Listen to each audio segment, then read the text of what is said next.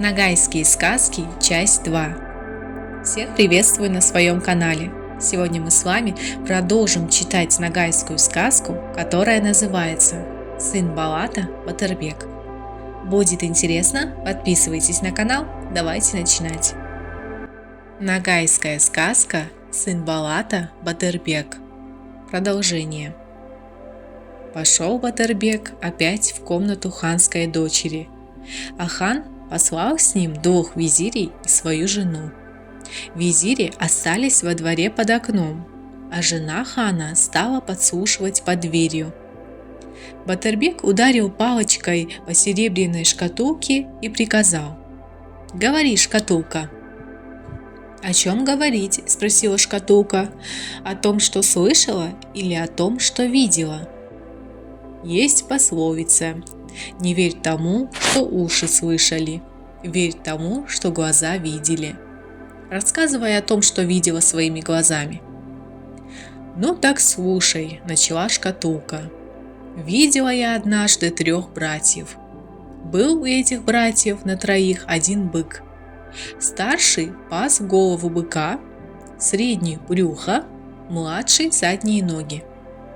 Вот показалось однажды младшему брату, что бык заболел. Решил он посоветоваться со средним братом. Рано утром пустился он в дорогу и к вечеру дошел до брюха быка. Посовещались между собой младшие и средние братья и решили пойти к старшему. На рассвете вышли в путь и поздно ночью добрались наконец до головы быка. «Как думаешь, не заболел ли наш бык?» – спрашивают у старшего брата. «Нет, он весь день траву щипал, а теперь жвачку жует. Вот только воды я ему давно не давал. Погоним его на водопой». Пошли братья к морю, повели быка на водопой. Одним глотком осушил он море и не напился, жалобно замычал. Решили братья попасти своего быка на острове, который возвышался посреди моря. На том острове под деревьями росла сочная свежая трава. Но когда подобрались они к острову поближе, то увидели, что это не остров, а рыба. Раскрыла рыба пасть и проглотила быка целиком. Не успели братья опомниться, как на рыбу кинулся из-за туч орел, вонзил он в рыбу когти и поднялся с нею в небо. Орел опустился со своей добычей в степи, а там в степи старик Чабан пас овец и сел отдохнуть в тени от бороды своего козла. Орел опустился на рога этого козла и съел рыбу вместе с травой и с деревьями, что росли на ней.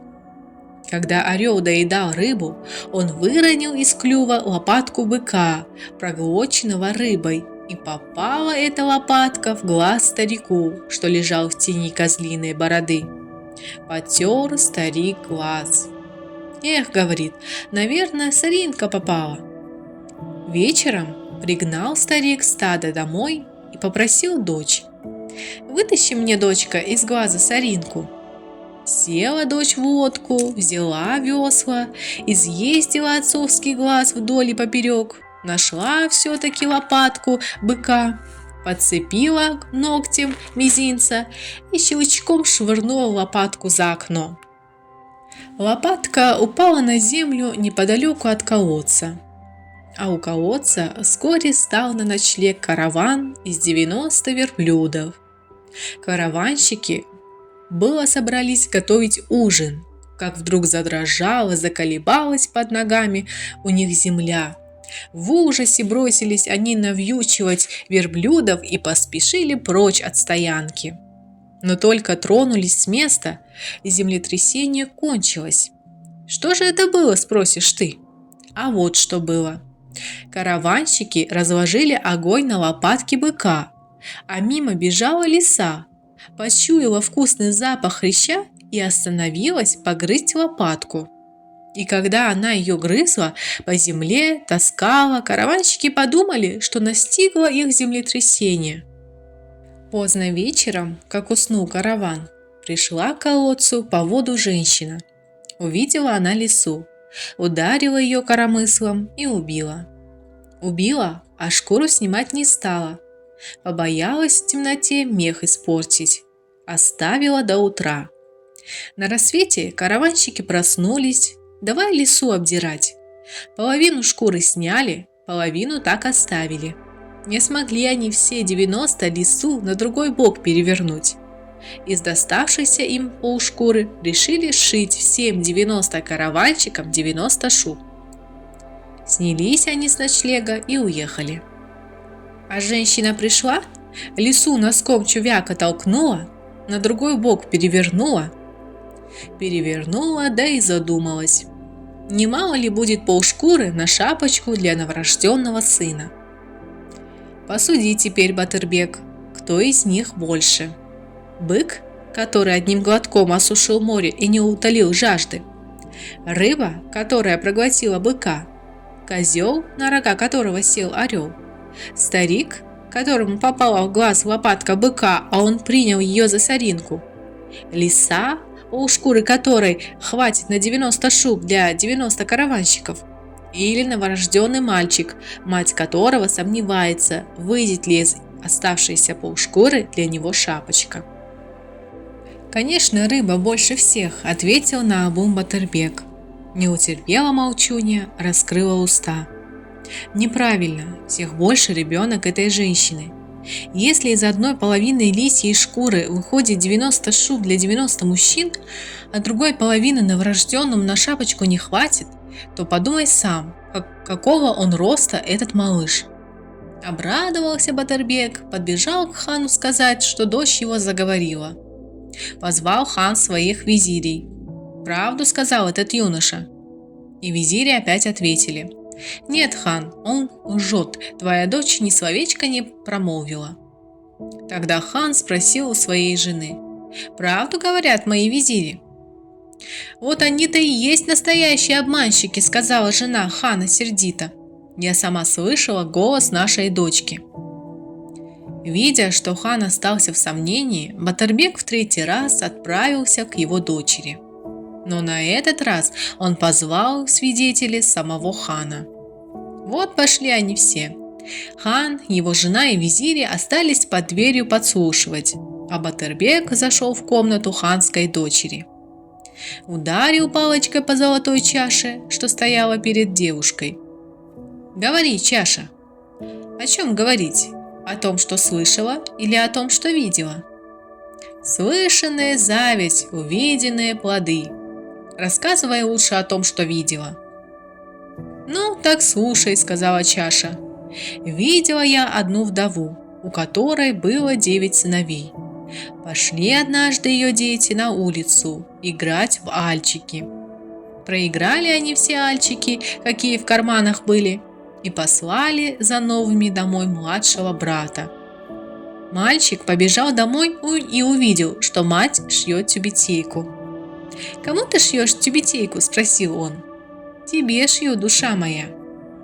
Вернулся мальчик на улицу и похвастался перед старшим братом будущей обновой. Тот побежал домой и спрашивает мать: «Кому ты шьешь тюбетейку?» «Тебе, радость моя». Старший похвастался подстаршему брату, а подстарший тоже побежал к матери и спросил: «Кому ты шьешь тюбетейку?» «Тебе, свет моих очей». Так по очереди прибегали все 9 сыновей вдовы, и все спрашивали, кому шьется тюбетейка, и каждому, не желая ни одного обидеть, отвечала мать: «Тебе». Наигрались мальчики в волю, к ужину вернулись домой. Мать подала им еду, а сама все думала, кому же отдать тюбетейку. Но так и не смогла решить. Взяла, да и бросила ее на столик, вокруг которого ужинали сыновья. Все 9 кинулись к тюбетейке и наперебой закричали: «Моя, моя!» Поднялся тут у них спор, крик, драка. «Перестаньте ссориться!» – прикрикнула на них мать. «Идите к хану, он вас рассудит». Отправились братья к хану. Всех их привели в Кунацкую, и хан сказал: «Прежде чем я разберу ваш спор, скажите мне, что вы умеете». «Я следопыт», — сказал старший брат. «Я умею читать любые следы, человеческие и звериные». «А я дозорщик», — сказал второй брат.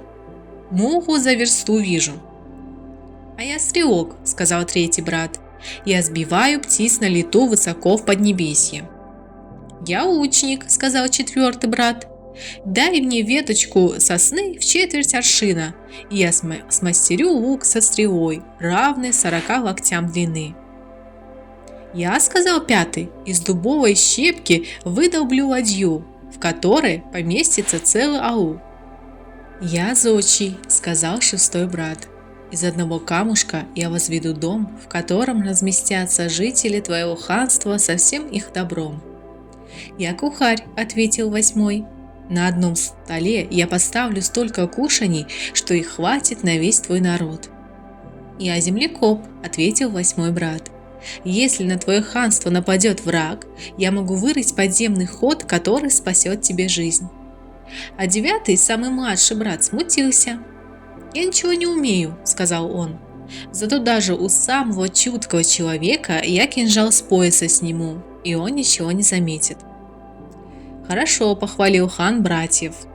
«Отцы наши говаривали: смелый 2 трудности одолеет, умелый 3.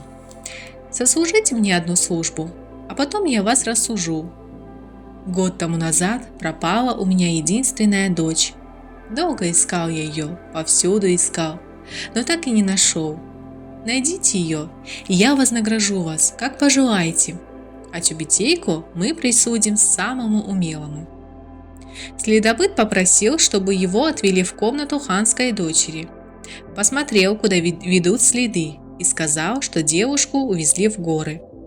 Дозорщик посмотрел в сторону гор и тотчас увидел дочь хана. Она была за 6 горами, близ вершины Кап, в плену у одноглазого дракона. Как услышал это, хан обрадовался и ужаснулся. Но самый младший из 9 братьев, ничего не умевший делать, успокоил хана. Он пообещал незаметно увести девушку от дракона. Пообещал и увел. И вскоре хан уже обнимал свою единственную дочь. И еще не опомнились отец с дочерью от великой радости, когда дозорщик, пристально глядевший на гору Кап, сказал: «Хан, надо быть начеку. Этот дракон открыл свой единственный глаз и озирается по сторонам». Растерялся хан. Тогда стрелок сказал, что он может поразить дракона стрелой. Пусть только ханская дочь укажет, в какое место вернее целиться. На таком расстоянии дракона насмерть не поразишь. Надо, чтобы стрела попала ему прямо в глаз и ослепила его, посоветовала девушка. Тогда он не сможет сразу пуститься за нами в погоню. Лучник взял сосновую веточку в четверть аршина и сделал лук, и к нему стрелу длиной в 40 локтей. А стрелок натянул тетиву и послал эту стрелу прямехонько в глаз дракона. «Теперь бежим», — сказала ханская дочь. «Дракон хоть и ослеп, а будет нас разыскивать. Скроемся от него за морем. Море он, наверное, не переплывет». Вот созвал хан своих подданных, и пошли они все на берег моря. И 5-й брат из дубовой щепки выдолбил ладью, в которой они все поместились. 40 дней и 40 ночей плыла по морю ладья и, наконец, достигла другого берега. На том берегу зодчий построил из одного камушка дом, такой просторный, что всему народу места хватило. Но не успели они в новом доме обжиться, глядь, выплывает из моря слепой дракон. Тогда землекоп вырыл подземный ход. 90 дней и 90 ночей шли хан с дочерью и 9 братьев, и все подданные хана по этому ходу, пока не пришли в такую прекрасную страну, где были и леса, и воды, и звери, и птицы, но где не ступала нога человека. На радостях решил хан устроить пир. Пришло время кухарю свое мастерство показать. Кухарь поставил перед ханом маленький столик и постучал пальцами по его краям. Начали на столике такие кушанья и напитки появляться, каких даже сам хан и ханская дочь сроду не пробовали. 3 дня и 3 ночи пировал весь народ, а еда и питье не убывали, сколько бы ни пили, ни ели. Теперь скажи, сын Балата Батырбек, которому из 9 сыновей вдовы должна достаться тюбетейка? Землекопу, ответил Батырбек. И снова не утерпела молчуня, дочь хана. Я ведь уже дважды говорила тебе, что ты угадываешь неправильно. По обычаю, любая вещь прежде всего достается старшему.